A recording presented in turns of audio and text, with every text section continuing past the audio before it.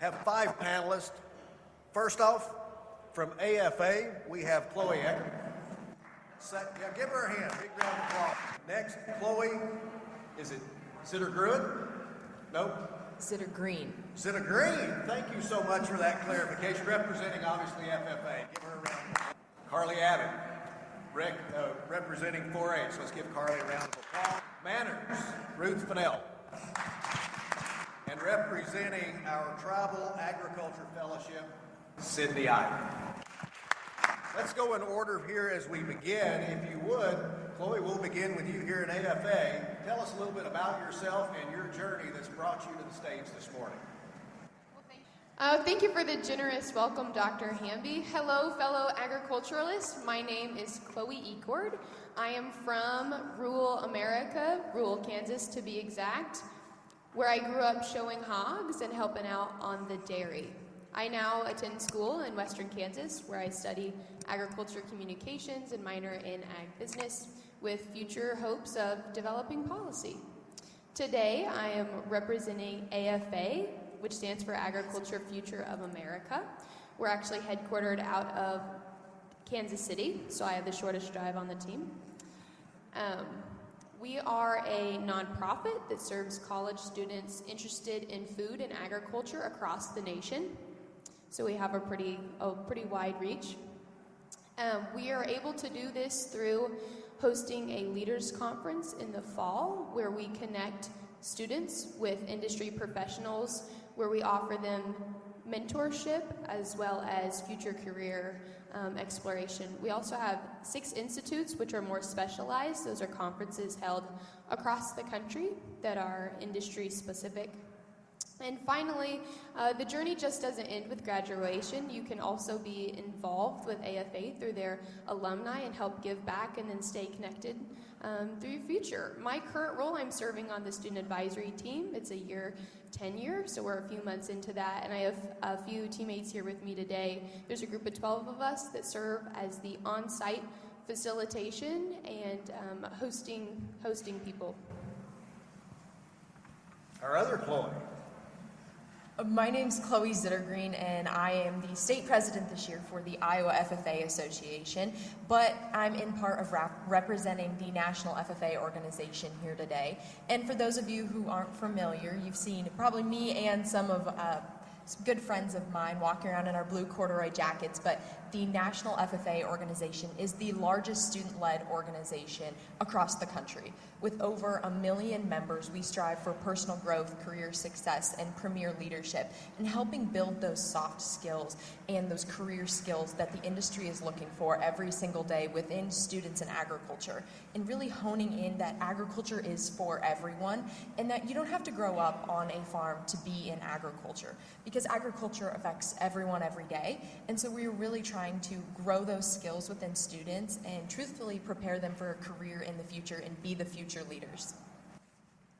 Hi everyone, my name is Carly Abbott. I am from the eastern shore of Maryland, about 2 hours away, a small town called Trapp. I was in 4-H for 11 years before I became a 4-H program assistant, and then also serve on the National 4-H Council's Young Alumni Advisory Committee. 4-H is the largest youth development organization in the country. We serve 6 million youth, and we hope to serve 10 million by 2030. We are so excited to be here. We try to show life development skills to youth, as well as giving ag, science, any kind of project area a chance. We are in every zip code in the country thanks to our land-grant universities, and the National Council's Young Alumni Advisory Committee is a way for 4-Hers ages 5 to 18 in traditional 4-H. Once you age out of that, our alumni are able to come in here. We're all between the ages of 18 and 24, and we're able to give our voice to the council and share our experiences, especially since we recently aged out of 4-H, and try to help make decisions to make 4-H even better. Thank you, Carly. Ruth. Well, hi everyone. I am Ruth Fennell. I am a second-year PhD student at Alabama A&M University, majoring in food science with a concentration in product development. I am originally from Miami, Florida, the sunny, sunshine state of Florida. And I'm here representing Manners, an organization that is dedicated to academic and professional advancement. We want to be considered the pipeline to the industry. And so through there, we provide opportunities on leadership development, workforce development, and also networking. We strive on being a member for life. So we start all the way from 6th grade, all the way up to retirement. And this organization is dear to my heart that I decided to serve as the National Graduate Student President. Thank you. Thank you, Ruth. And Sydney. Hi everyone, my name is Sydney Ivey. I am a student at NC State University studying Ag Business Management. I'm here today with the Tribal Agricultural Fellowship, which is a fellowship program that has 2 sectors. One is K through 12, and then our fellows who are collegiate, pursuing a degree in agriculture. Basically what our program does is it bridges the gap for Native American students and just brings them back to agriculture. Obviously our program decided that there was a need for that bridge, and we made it accessible for those students. We provide fundamental opportunities for them to grow professionally as well as pursue a degree and explore those agricultural opportunities. Thank you so much, Sydney. So for National Ag Day, the theme this year is Agriculture Together We Grow. With that in mind, I want to lever off of that theme for a few moments here with our first question. And how does that theme, Together We Grow, connect with your own personal journey in agriculture? And then also maybe identify some of the experiences that have shaped your understanding of the importance of community and collaboration within the agricultural sector. Maybe, Carly, let's start off with you, and then we can bounce around from there. Sounds good. So I am somewhat a traditional background. I grew up surrounded by agriculture. However, I did not see myself directly involved in it.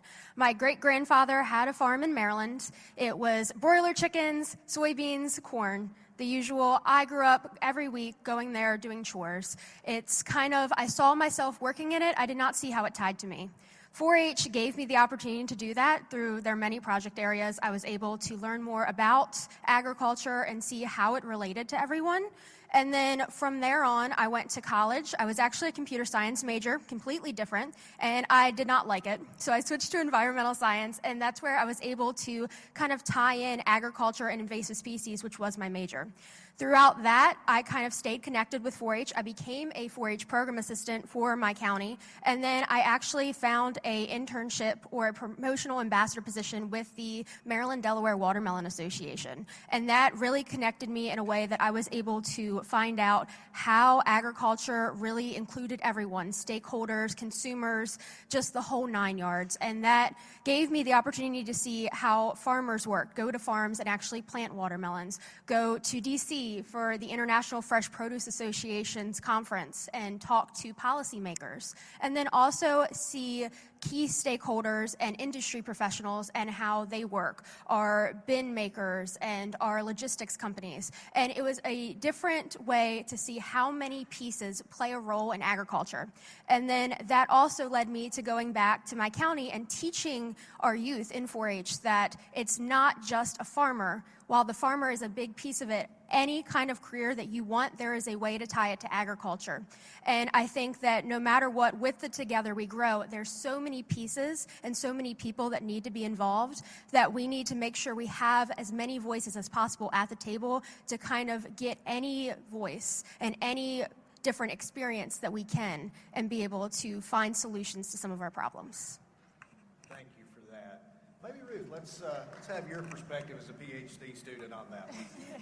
Yes. So I did not traditionally have the agricultural background. I was in science and health, so I was pre-med undergrad, and I got into food science as a master's student. And so as a PhD student in food science, my research actually focuses on creating a functional food using turmeric and sweet potato to help women with polycystic ovarian syndrome, otherwise known as PCOS. And so through that, I learned that agriculture is not just about production. It's It's about people. The farmer who gives me the ingredients, the researcher, the scientist who studies that, and then moving on to the communities. And we need the community and the consumer, because if they want to be able to have a better option. And so that kind of thrives. And I think Manners really does a great thing about collaboration, right? They teach me how to collaborate with others, share knowledge, development, and that is just what Together We Grow stands for. Thank you. Yes, absolutely. Chloe, what about your take on this question? Well, I think starting off in the community aspect, I believe it was Ruth yesterday. We were going around meeting everyone, doing introductions, and we were all laughing. She goes, "Yep, we're all laughing together. It means that we're family and we're community." And I think that just goes to show a lot for the agriculture industry of we are such a close-knit community of people working towards the same common goal and common objective. But when I think about how we can all grow, there is a leadership development event in FFA called the Creed. And so freshman members memorize the FFA Creed and they go and present it. Our agricultural educators or our ag teachers, anyone who's been in FFA can agree that they push us and they see the potential in us and how we can grow before we do. My freshman year, my ag teacher was like, "Hey, you're going to be our Creed speaker this year." I backed out. I was way too scared. I refused to talk in front of people. And here I am sitting on a panel next to some amazing other individuals speaking about agriculture. And this just goes to show the lengths of how the National FFA organization is helping students grow in different areas of leadership, communication, public speaking, into workers that will then go into the agricultural field and be leaders. So the ag field is such a broad industry, but it's such a small, tight-knit community that kind of feels like family that is constantly growing and preparing people for the future. Thank you, Chloe. What a great testimony on that front, too. Sydney? Yeah, kind of going off of all of that, when I think of Together We Grow, I also did not come from an agriculture background. I actually found my passion for agriculture through the FFA program, just like I feel like many of us in this room have. Kind of started off and just fell in love and kind of dove in and felt the need to be a part. Maybe not farming necessarily, but being a part of agriculture and being in the industry.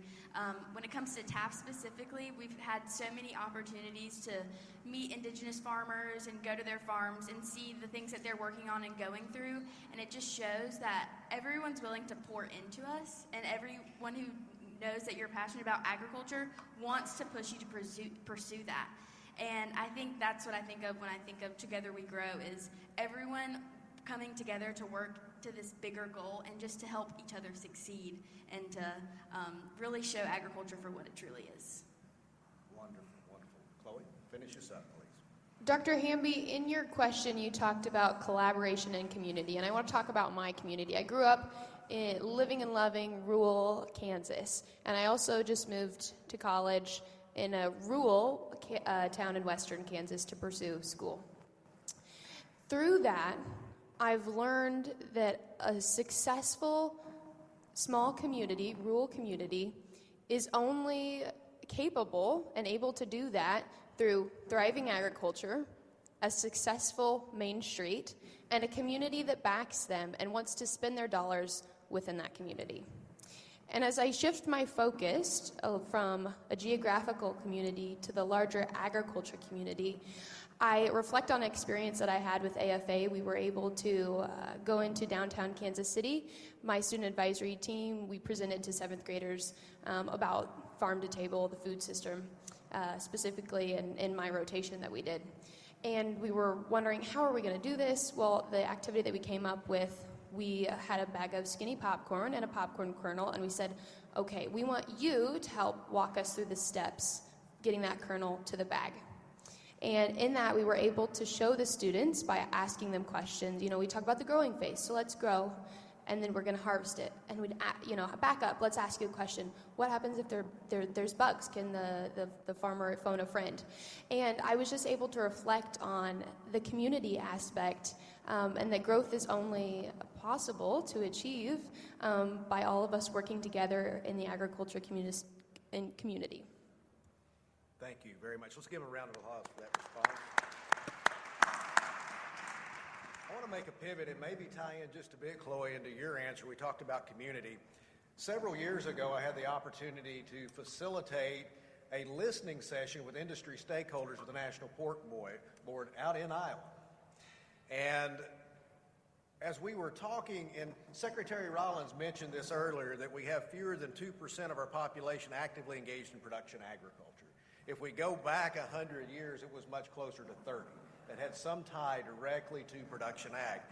And I can recall when I was growing up, when I was a 4-H'er, when I was an FFA member, we spoke to most consumers being 2 or 3 generations removed from the family farm.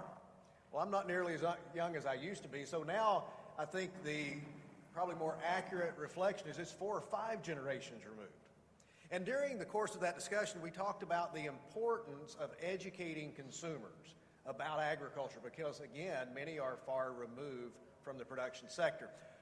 One of the stakeholders made the comment, she said, education is important, but we need to think about it in a two-way stream. We need to engage with consumers. And it was a pivot point. The room got very quiet, and it was an aha moment, if you will. Because, again, it's not just about us trying to instill agricultural literacy. It's also about understanding what consumers want from us as an industry, too, right? And with that in mind, as we think about your generation, how can we best engage with consumers? As we think about, again, this theme, Together We Grow, how can we better engage as an agricultural industry with consumers? And I'll let this just kind of go free form if somebody wants to jump in. I think it's more of being relatable. I think finding what people can relate to. So making sure they understand that agriculture is everywhere around them, from the clothes they wear, from the food that they eat. You know, everybody loves food in here. That's how we connect with each other. That's how we talk, start conversations. And it's simple as just food, right? And I think also meeting them where they are, storytelling, using social media, education. I think Manners does a great job of having our Junior Manners program where we're starting from 6th grade to allowing the students to actually understand, learn, educate them. So then we're building a pipeline. So that we're not just starting now that they're in college or now that they have already graduated, but they are actually learning from the ground and moving up. And so now they're talking with others. I had an opportunity, you were talking about in your community, but in Huntsville, Alabama, we just did our Junior Manners Institute. And this is where we brought over 50 students in a room to talk about ag and do hands-on experiences with them, and just to see the joy and the happiness of just something as touching soil or using food science or having safety, all those different things, it really brought a joy, and I think that's where we start. We start in the schools, we start in those communities. I think 4-H does a great job of connecting with the community, and so meeting them where they are, starting with food. Hey, this is food, this is how we start with that, and then using social media, storytelling. Your story matters. Your experiences matter. We're standing on the stage talking about our experiences, and we're touching someone, even if it's one person, and then that person starts to touch a next person. Thank you for that, Ruth. Someone else. Yeah, I agree completely with Ruth, everything she said. Social media, storytelling, going out to the consumers and talking to them, the people that are removed, and telling them our story and the people that we know's story. You know, sometimes we meet farmers from Nebraska, from Arizona and New Mexico, like I did today, and they're not going to be able to share their story with some people in Maryland when I go back, unless they come to Maryland. So I can share the story and their information that I have learned and give them examples of why agriculture is so important. Things like 4-H does, we go to county fairs, we have our state fairs, we go to community events, and we have a really good program when it comes to reaching youth ages 5 to 18. We can relate to them and show them there are so many careers and things to do in agriculture. We have a curriculum in Maryland called Agsploration that I love to teach, and it's a way to explore agriculture and all of its careers and the different ways you can get involved. And I think doing that, but also reaching adults. Today is a perfect example. National Ag Day is a way that the public can see what we do as an industry, as associations, as organizations. And it's an amazing way, but we can't just open a window. Today, I see it as a window. You're opening a little chance for the public to see what we do. We have to make sure we open the door and allow them to come in so we can hear their voices and so they can relate to us and learn our story as well as we learn their story. Thank you for that. I'm just going to echo what both of them said. They had great answers when it comes to social media and community engagement. I mean, we're all so connected via our devices today. You go for a meeting with someone, you may be asked, do you want to go Team, Zoom, or are you coming in person?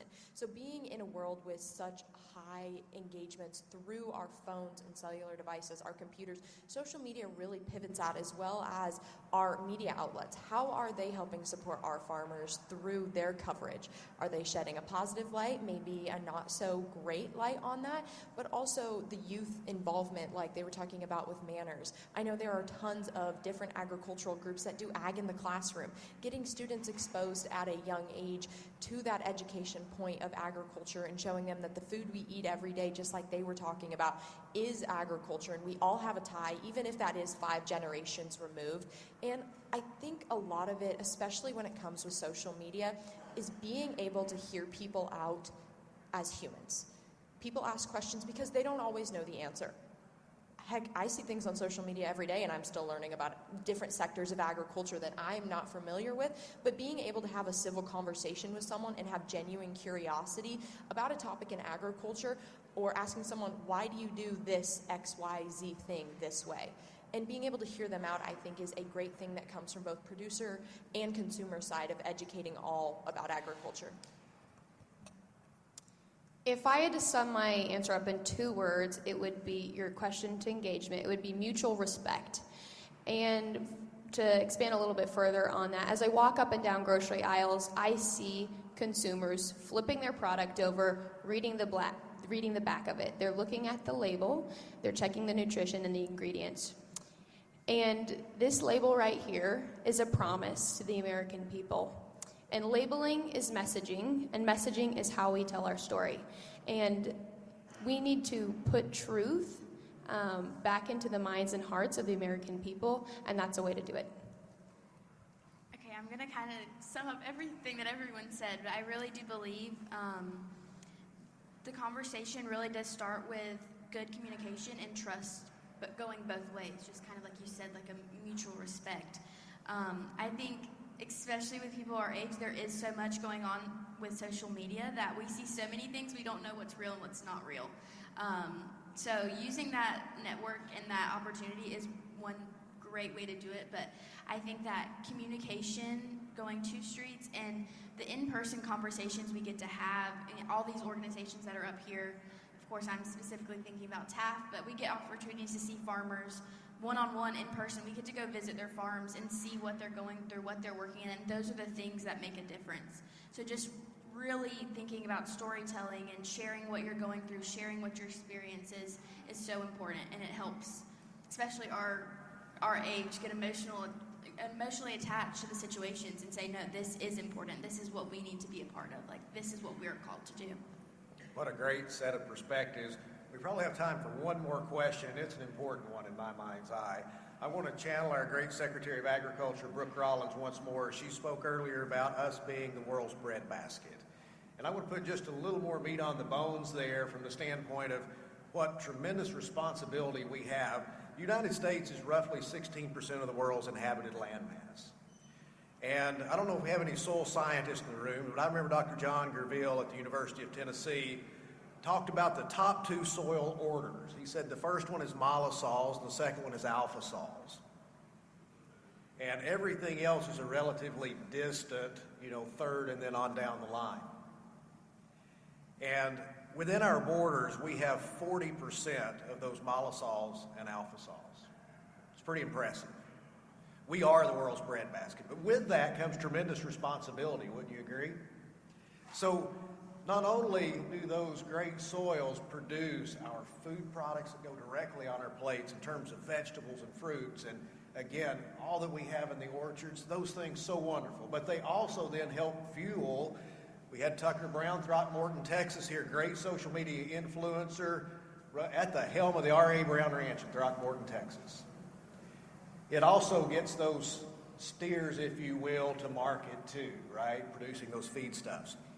With that backdrop and with all that in mind, what do you see the challenges as well as opportunities in our agricultural sector and system in the next 10 years? And again, we'll just let this one flow out as it naturally does, if anyone wants to start. I would say that some of the things that the agriculture industry does extremely well would be we are able to connect. We are able to use science-driven data to kind of show where we're coming from, give proof of this is why we're doing it. We're not just doing it for the fun of it. And this is how it helps us. I think science-driven data, specifically in innovation, we have seen how precision ag helps when it comes to pest management and disease prevention. We see how crossbreeding and selective breeding is able to help with crop yields and with efficiency, with productivity. We see how science such as grafting, as I said, I'm from a little bit of a watermelon background, and grafting watermelons onto squash rootstock is able to help with soil-borne diseases such as fusarium wilt.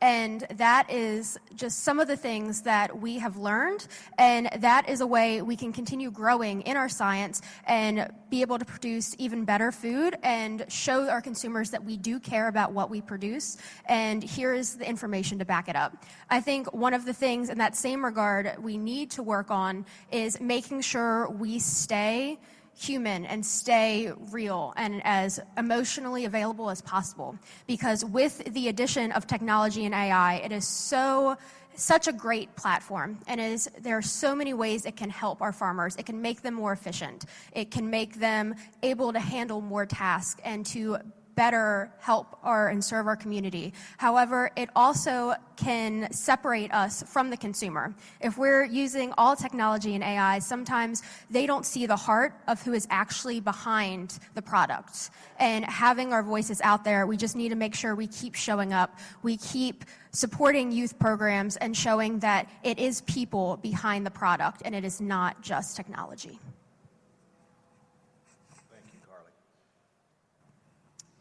I appreciate your question, but I do not have a crystal ball, Dr. Hamby. But my thoughts are this. Agriculture is going to continue doing what it's always done, and it's going to outdo itself year after year. So I'm going to leave it to the scientists to figure out those solutions. One challenge I see, Iowa's very heavy producing state when we're talking corn, eggs, red meat, things of those nature.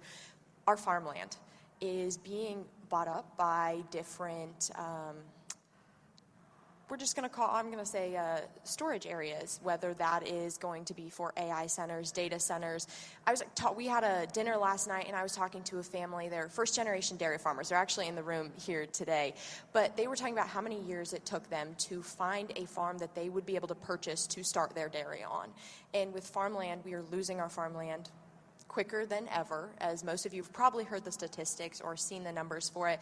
But how can that challenge gives us an opportunity. How can we support keeping our farmland as farmland, not housing developments, not data centers, and not going to people who are not going to use it as farmland? So I challenge that one challenge, turn it into an opportunity of looking for those markets to keep our farmland as farmland, because if we are not utilizing our great soil that we have here in America, how are we going to keep being the breadbasket of the world?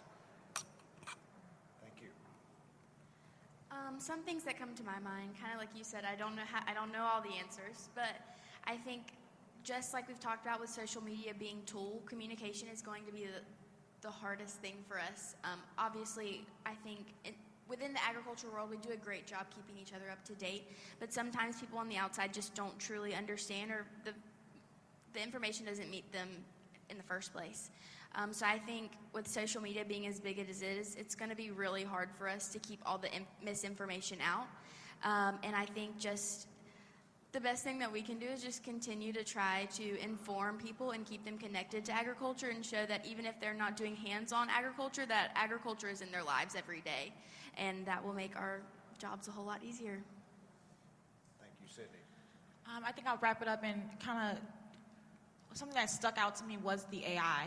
As a food scientist, I'm just a food scientist, but as a food scientist, I use AI hand in hand. And I think coming in, we want to use AI as a support, not a replacement, right?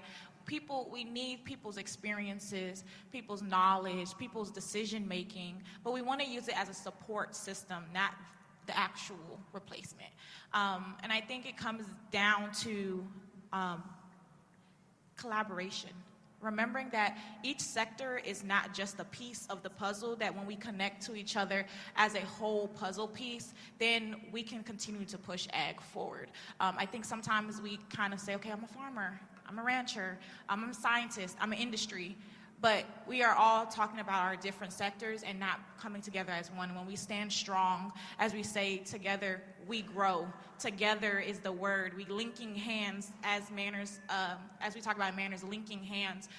We link hands together and we guide our way forward. So yes, we may have some challenges, but as long as we stick together, as long as we are talking to each other, as long as we are continuing to take our surveys and we are continuing to have these meetings and these conferences, we're able to push ag forward. Before we wrap up, Dr. Hamby, I want to make a quick note. The theme is Together We Grow, and as I look at growth, I look at these four women, young women that I sit here with, and that wouldn't have been the case 250 years ago. So I just want to put a plug for that and say that we're so grateful to have this opportunity. Chloe, thank you for that comment. As we conclude, I want to thank you for your perspectives, and they are valuable. We think about National Ag Day, and certainly we want to celebrate the success of our agricultural industry. Whether it's those resilient farmers and ranchers that we spoke to earlier, the entire production system for those making our crop protection products, our animal health products, those ag retailers, whether it's a farmer cooperative or an independent, that get those inputs to our farmers and ranchers. And then as we think further down that value chain from point of production through processing and eventually those grocers, it's a tremendous industry. We want to celebrate the success of it, and it is the envy of the world. All of that stated, though, there's no greater thing to celebrate during National Ag Day than the next generation of agriculturists. Sydney, Ruth, Carly, Chloe, and Chloe, thank you so much for your contributions here today, and we certainly wish you the best of success going forward. Let's give them a huge round.